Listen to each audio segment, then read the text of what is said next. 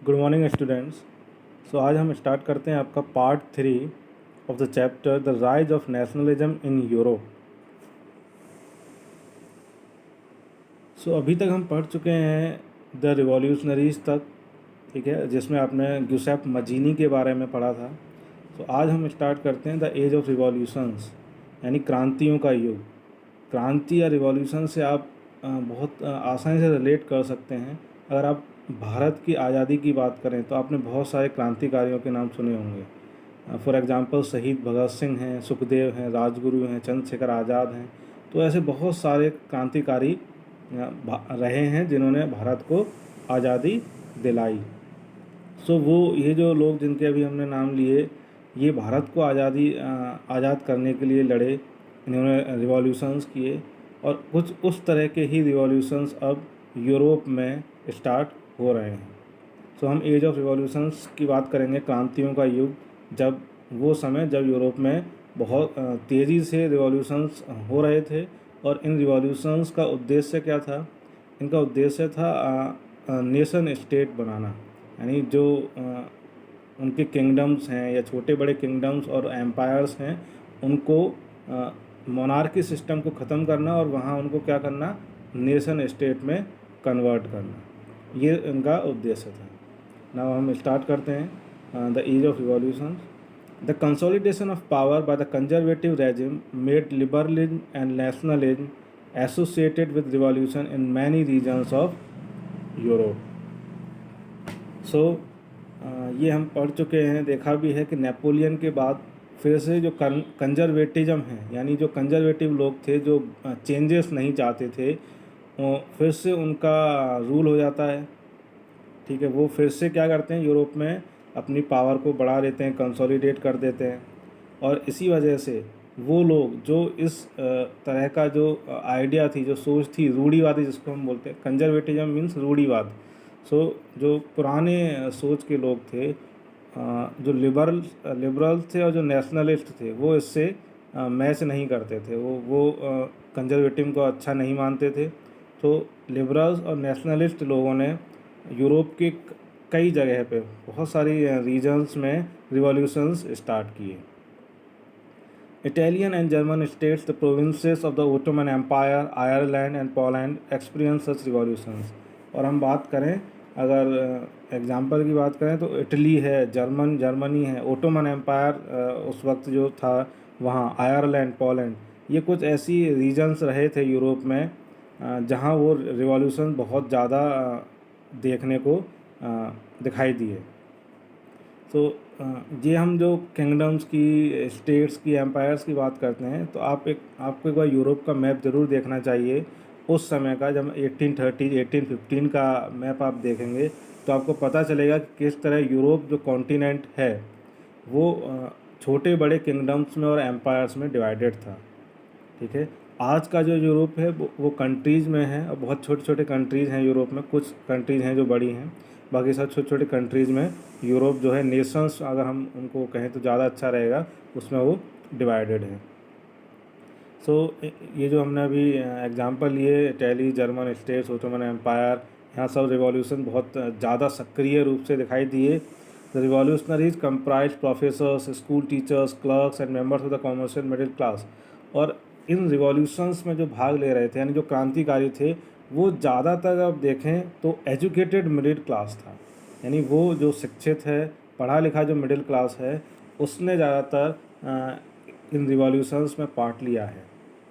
ठीक है, ये जो रिवॉल्यूशंस की बात करते हैं तो पहला आपका रिवॉल्यूशन होता है 1830 में, जिसको जुलाई रिवॉल्यूशन के नाम से जाना जाता है। और ये भी कहाँ होता है? फ्रांस में होता है। The Bourbon kings coronated after the Vienna congress of 1815 were overthrown by liberal revolutionaries. अब ये 1815 की हम बात कर रहे हैं, तो 1815 में नेपोलियन बोनापार्ट जो था वो डिफीट हो गया था, उसको हार हुई थी। और उसके हारने के बाद एक वियना कांग्रेस, यानी ट्रीटी ऑफ वियना हुई, जो हम इससे लास्ट पार्ट में पढ़ चुके हैं। उस ट्रीटी ऑफ वियना के बाद हम बात करें तो 1815 के बाद से फिर से बॉर्बन किंग, यानी जो लुइस 16 बॉर्बन फैमिली को बिलोंग करते थे, उसी बॉर्बन किंग्स फिर से क्या हो गए, फ्रांस पर रूल करना स्टार्ट हो गए थे। ठीक है, लेकिन उसके बाद क्या होता है, जब वो स्टार्ट हो रहे हैं तो लिबरल रिवॉल्यूशन जो है वो स्टार्ट हो गया। हमने पढ़ा है, हम एज ऑफ रिवॉल्यूशंस की बात कर रहे हैं। तो 1830 में पहला जुलाई रिवॉल्यूशन होता है और बॉर्बन किंग्स को उखाड़ फेंक दिया जाता है और उसकी जगह पे एक कॉन्स्टिट्यूशनल मोनार्क लुईस फिलिप, जो लुईस फिलिप उनको राजा बना दिया जाता है। अब वो राजा किस तरह से हैं, वो पूरा उसको एब्सोल्यूट मोनार्की हम नहीं कहेंगे। वो क्या थे, वो कॉन्स्टिट्यूशनल मोनार्क हैं, यानी वो संविधान को मानते हैं। तो लुईस फिलिप को फ्रांस का 1830 में जुलाई रेवोल्यूशन के बाद वहाँ का किंग बना दिया जाता है। और उस समय जब ये हम 1830 की बात कर रहे हैं, एज ऑफ रिवॉल्यूशंस की बात कर रहे हैं, तो वहाँ यूरोप में एक बहुत ही कहावत बहुत फेमस थी। वो फेमस क्या थी, वो फेमस थी कि अगर फ्रांस को छींक आती है तो पूरे यूरोप को सर्दी जुकाम हो जाता है। ये एक बहुत ही फेमस, जिसको हम कहावत कह सकते हैं, ये पूरे यूरोप में फैल रहा था। उसका रीज़न ये था, उसका मतलब क्या है कि जितने भी रिवॉल्यूशंस हम देख रहे हैं तो वो स्टार्ट हुए फ्रांस से। और जब फ्रांस में ये आंदोलन या रिवॉल्यूशंस ये स्टार्ट होते हैं तो इनका असर जो है पूरे यूरोप में देखने को मिलता है। तो जैसे ही ये जुलाई में रिवॉल्यूशन हुआ 1830 फ्रांस में, तो बेल्जियम, जो कि आज के समय देखें तो फ्रांस का एक नेबरिंग कंट्री है, पड़ोसी देश है, सो वो पहले नीदरलैंड के साथ मिला हुआ था, यूनाइटेड किंगडम ऑफ नीदरलैंड में। और ये जुलाई रिवॉल्यूशन के बाद से बेल्जियम जो है वो नीदरलैंड से अलग हो जाता है। तो यूरोप में भी जो फ्रांस के अंदर जो कुछ भी होता है उसका असर यूरोप में देखने को मिलता है। इसका रीज़न ये है कि फ्रांस भी क्या है, यूरोप का एक बड़ा देश है, काफ़ी बड़ा देश है। नाउ इसी सीरीज़ में जो एज ऑफ रिवॉल्यूशंस की हम बात कर रहे हैं, इसी सीरीज में हम बात करते हैं ग्रीक रिवॉल्यूशन की। ग्रीक रिवॉल्यूशन से मीन्स आपने यूनान का नाम सुना होगा, यूनान जिसको हम ग्रीस बोलते हैं।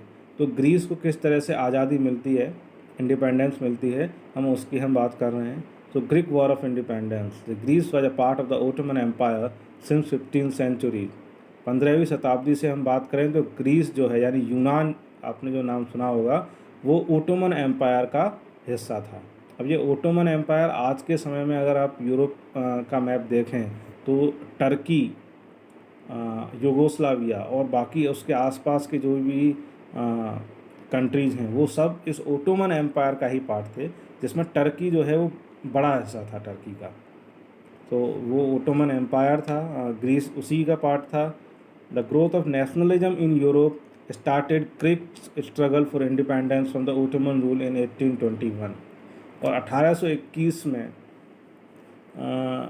जो हम बात करते हैं कि यूरोप में नेशनलिज्म की फीलिंग जो है वो डेवलप हो रही थी, तो उसी तरह उसी के साथ में ग्रीस में भी लोग जो हैं वो अवेयर हुए और उन्होंने अपनी आज़ादी के लिए स्ट्रगल करना, लड़ाई करना स्टार्ट कर दिया था 1821 से ही।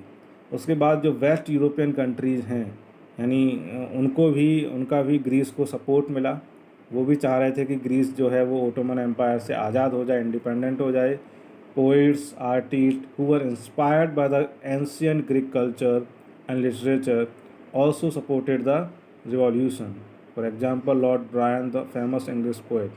So जो हम कहें समाज में जो ऐसे लोग जो पढ़े लिखे लोग हैं, जो समाज को इकट्ठा कर सकते हैं, जिसमें हम पोइट्स कह सकते हैं, आर्टिस्ट कह सकते हैं, फिलोसफर्स कह सकते हैं, जो अपनी रचनाओं से, अपने लिटरेचर की हेल्प से क्या कर सकते हैं, लोगों को जगा सकते हैं, उनको जो रिवॉल्यूशन चल रहा है इंडिपेंडेंस के लिए उसमें सपोर्ट कर सकते हैं। ऐसे लोगों ने सपोर्ट किया, जिसमें एक फेमस नाम था लॉर्ड ब्रायन का, जो कि एक फेमस इंग्लिश पोइट थे।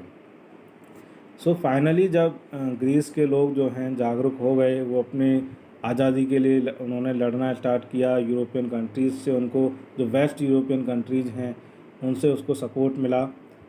सो फाइनली 1832 में एक ट्रीटी हुई, द ट्रीटी ऑफ कॉन्स्टेंटिनोपल। इस कॉन्स्टेंटिनोपल मीन्स इस्तांबुल। आज के समय में टर्की में जो इस्तांबुल सिटी है, आपने इस्तांबुल नाम सुना होगा, वही था ये कॉन्स्टेंटिनोपल। तो ये इसमें एक संधि हुई और उस संधि के अकॉर्डिंग जो ग्रीस है उसको आज़ादी मिल गई, इंडिपेंडेंट हो गया ग्रीस।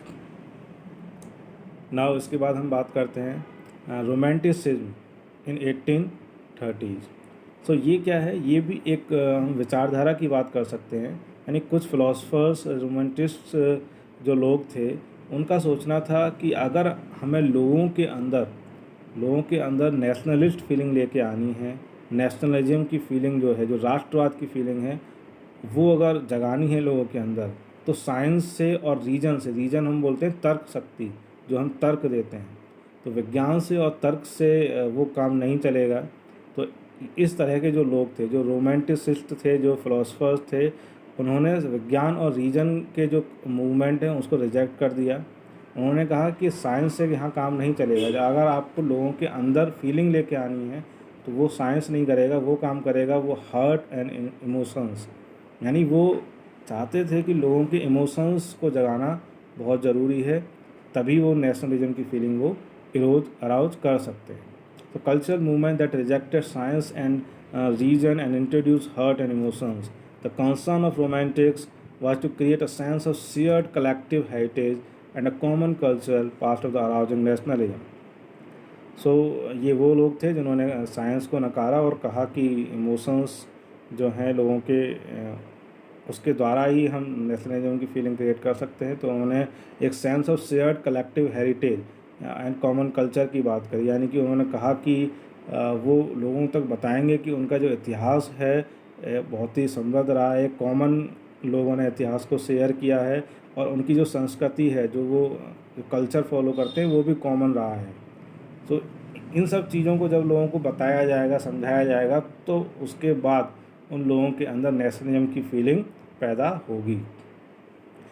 इसी तरह से the German philosophers and romanticist John Gottfried Herder believe that true German culture can be discovered only among common people, das volk through their practice of folk traditions. और इसी तरह से एक जर्मन फिलोसफर रहे हैं जॉन गॉटफ्रीड हर्डर। उनका मानना था कि अगर आपको सच्ची जर्मन कल्चर को पैदा करना है, लोगों के अंदर डिस्कवर करना है, जगाना है, तो वो सिर्फ वहाँ के कॉमन पीपल, जो आम आदमी हैं, उनके द्वारा ही हो सकता है। तो जर्मन में आम आदमी को दास वॉक के नाम से कहा जाता है। तो वो किस तरह से हो सकता है? वो तब हो सकता है जब वो जो कॉमन लोग हैं वो क्या करें, अपनी फोक ट्रेडिशंस, यानी जो आपकी परंपराएं थी प्राचीन, जिसको हम परंपराएं बोलते हैं। फॉर एग्जांपल अगर आप लोकगीत कहें, नृत्य कहें, जो हम शास्त्रीय संगीत है, जो जो पारंपरिक नृत्य होते हैं, उस तरह से जो डांस फॉर्म है, ये सब चीज़ें आप करें, जो कि एक सोशल फैक्टर है। तो ये बहुत बड़ा काम करेगा लोगों के अंदर नेशनलिस्ट फीलिंग को जगाने में। इस तरह का इन लोगों का मानना था। तो they emphasised on vernacular languages and folklore for conveying the ideas to illiterate masses. So इन लोगों ने, ये जो रोमांटिसिस्ट लोग थे, जो फिलोसफर्स थे, जो इमोशंस एंड हार्ट पर बिलीव करते थे, साइंस पर बिलीव नहीं करते थे, उन लोगों ने वर्नाकुलर लैंग्वेजेस पे एम्फेसाइज किया। वर्नाकुलर लैंग्वेज मीन्स जो लोकल लैंग्वेज होती है कहीं किसी की, नेटिव लैंग्वेज। यानी अगर हम भारत की बात करें तो भारत की वर्नाकुलर लैंग्वेज हो जाएगी हिंदी हो जाएगी, जो तमिलनाडु में उनकी तमिल हो जाएगी, ठीक है। तो इस तरह से जो केरल में है उनकी मलयालम हो जाएगी। तो जो लोकल लैंग्वेज है आपकी, उस पर अगर जोर दिया जाए तो लोग ज़्यादा समझ सकते हैं। एंड फोकलोर यानी जो लोक साहित्य है, यानी जो हमारी जो लोक कला को, लोक संस्कृति को जो साहित्य दर्शाता है, उन सब के आइडियाज़ को अगर हम लोगों तक पहुंचाएं, तो हम जो इलिटरेट मासेस हैं, यानी जो अनपढ़ बहुत सारे हमारे बीच में लोग रह रहे हैं, उनको नेशनलिस्ट की बात को समझा सकते हैं, ठीक है। तो इन लोगों का मानना था कि नेशनलिज्म की फीलिंग हम वर्नाकुलर लैंग्वेज, जो फोकलोर यानी जो हमारा लोक साहित्य है, साहित्य यानी कि जो लिटरेचर है, ठीक है, उसके माध्यम से ही हम लोगों के अंदर ये राष्ट्रवाद की फीलिंग को जगा सकते हैं। यही रोमांटिसिज्म था। नेशनलिस्ट फीलिंग की अगर हम बात करें, वही चीज़ है। The sense of recognising the society and nation as we and the sharing of many traits by its members, culture with art and poetry, stories and music played a major role in the shaping and expression of nationalistic feelings and the nation. तो nationalist feeling में simple सा वही है कि एक society या nation जब we को फॉलो करना शुरू कर दे, वी यानी हम, वो सिर्फ मैं पे निर्भर ना रहे, वो अपने बारे में ना सोचे, वो वी के बारे में सोचे, यानी हम के बारे में सोचे। जब इस तरह की फीलिंग लोगों के अंदर आ जाएगी तो वही क्या हो जाएगा, तो हम उसी को हम क्या बोलेंगे, राष्ट्रवाद बोलेंगे। और इसमें बहुत सारे फैक्टर्स हैं जिन्होंने रोल प्ले किया है। Culture, art and poetry, stories हैं, म्यूज़िक है, ठीक है। तो ये बहुत सारे फैक्टर्स हैं जिन्होंने जो नेशनलिस्ट फीलिंग है और जो नेशन की तरफ सब लोग जाना चाहते हैं, जो उनका अल्टीमेट एम है, उसको एक शेप देने का काम इस तरह की फीलिंग्स ने किया है। सो आज का जो ये पार्ट 3 था वो यहीं एंड होता है। Thank you.